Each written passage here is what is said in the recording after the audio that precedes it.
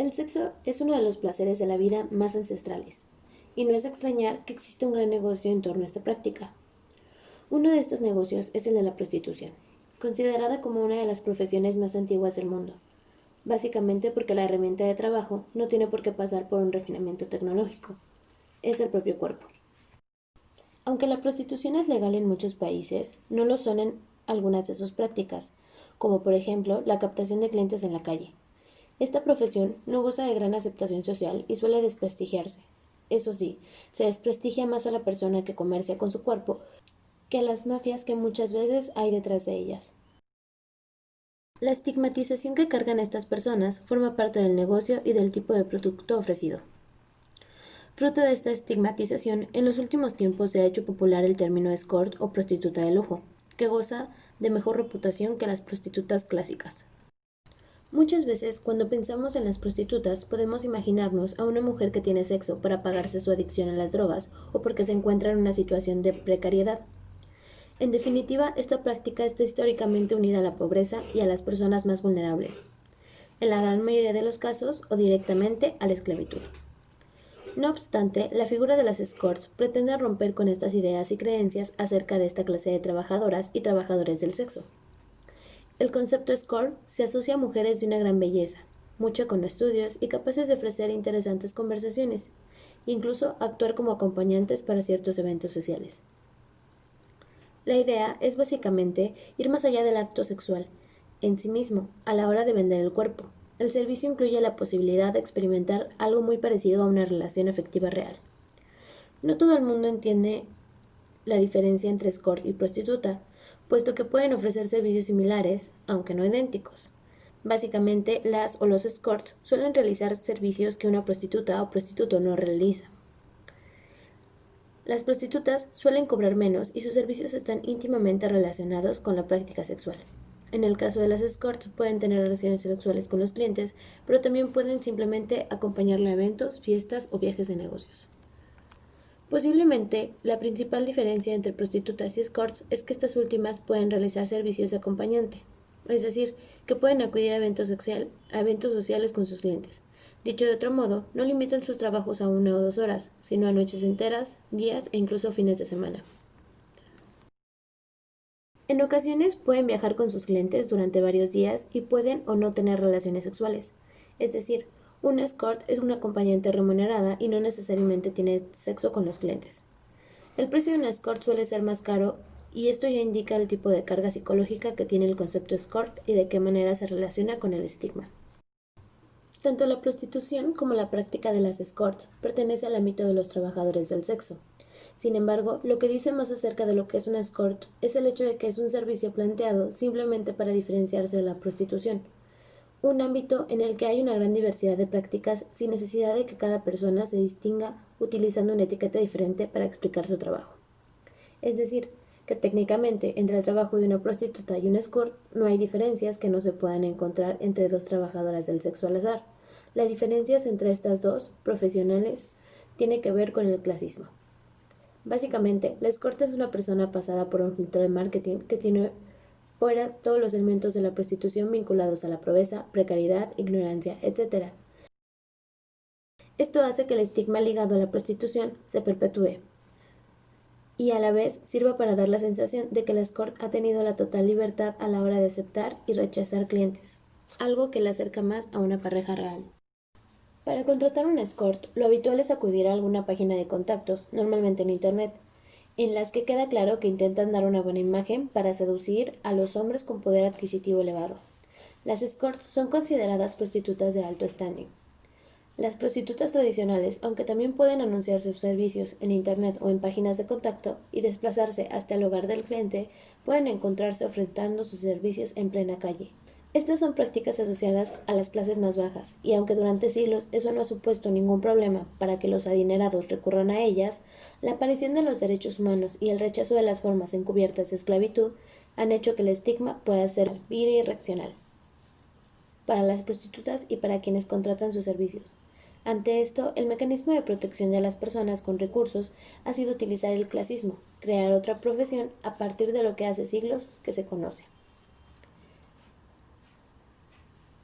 Las escorts, al ser caras y refinadas, actúan como un muro de contención del estigma, haciendo que éste se vuelva a situar solamente en las personas que no pueden pagarse la libertad de transformarse en prostitutas de lujo. La cuestión del sexo comercial, en la que se engloba la prostitución junto con algunas otras prácticas como el consumo de pornografía, dividió drástica e irreconociblemente al feminismo anglosajón hace décadas. Y desde entonces se supone que las feministas estamos divididas eternamente entre dos polos excluyentes e irreconciliables: la lucha por la abolición y la erradicación de la prostitución de un lado, y la lucha por el reconocimiento de derechos a las mujeres y en general a las personas que se dedican a ella del otro. Y este es un primer punto en el que queremos contribuir a reubicar el debate.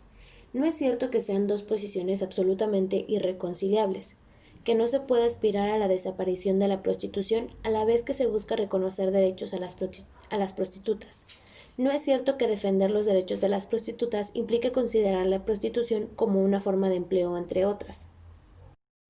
La prostitución, además de una práctica que tiene lugar en el mundo actual, es también una institución con una larga historia, y su historia también la hace ser lo que es hoy. Por eso es necesario añadir un análisis diacrónico de la misma, contemplarla en su desarrollo histórico-temporal.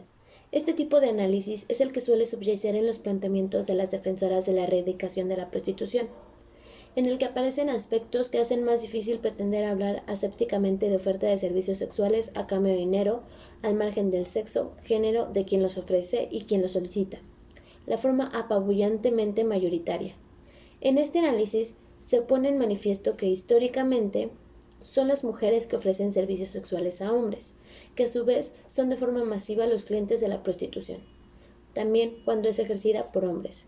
Esto no puede ser un dato secundario o una trivialidad para ninguna feminista. Para poder abordar o hablar del tema de la prostitución en Cuernavaca,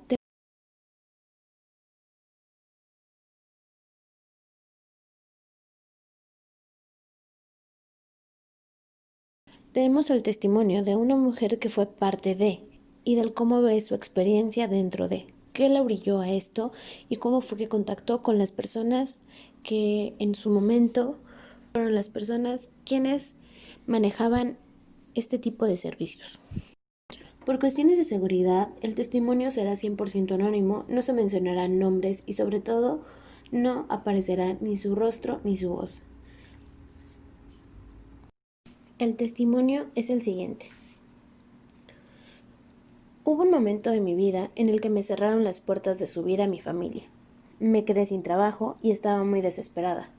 Soy madre soltera. Mi prioridad y preocupación son mis hijos. La necesidad de verlos bien lo es todo para mí. En un momento, una amiga me vio en esta situación y me comentó que existía un trabajo, que tendría yo la oportunidad de ser escort. Ella me contó las ganancias que había y el tiempo en el que solamente se le dedicaba, que podría dedicarle más tiempo a mis hijos. En ese momento me fue muy difícil decidir, porque tenía que vender mi cuerpo.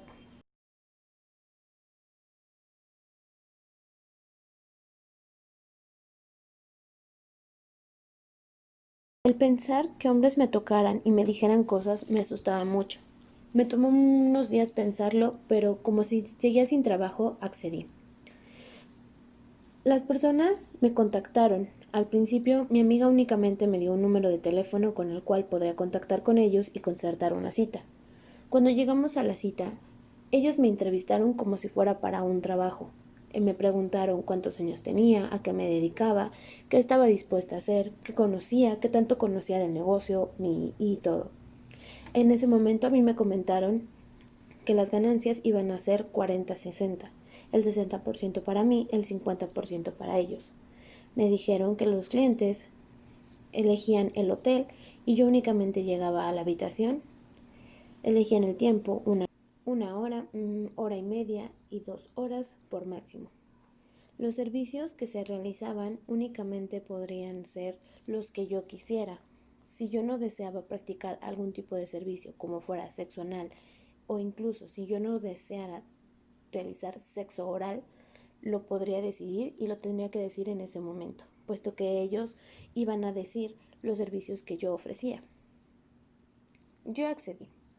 Una vez comenzando, Tuve mi primer cliente. Estaba aterrada, incluso lloré, pero solo cerré los ojos. Y al principio, como era la nueva, tenía muchos clientes y tenía mucho trabajo, pero claro que yo no lo hacía por gusto, lo hice por necesidad y por creer que era más fácil, pero creo que es uno de los peores caminos.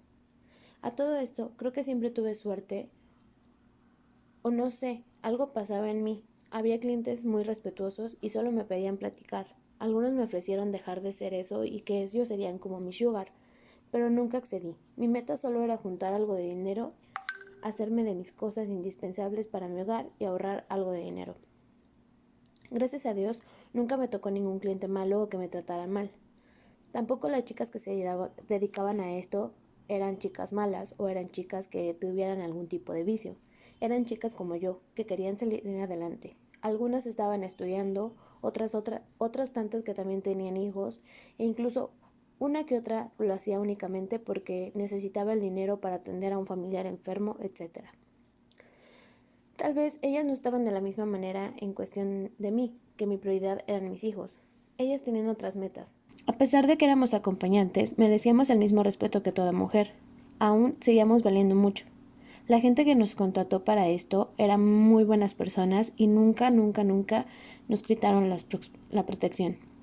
Nunca tuve problemas con ello ni con las chicas que estaban ahí trabajando. La verdad fue una experiencia de la que no me siento orgullosa, pero fue solo poco tiempo. Y solo lo hice para salir adelante un poco. La prostitución no es algo que una mujer haga por gusto o por placer. Siempre hay algo oscuro que cargamos para salir adelante.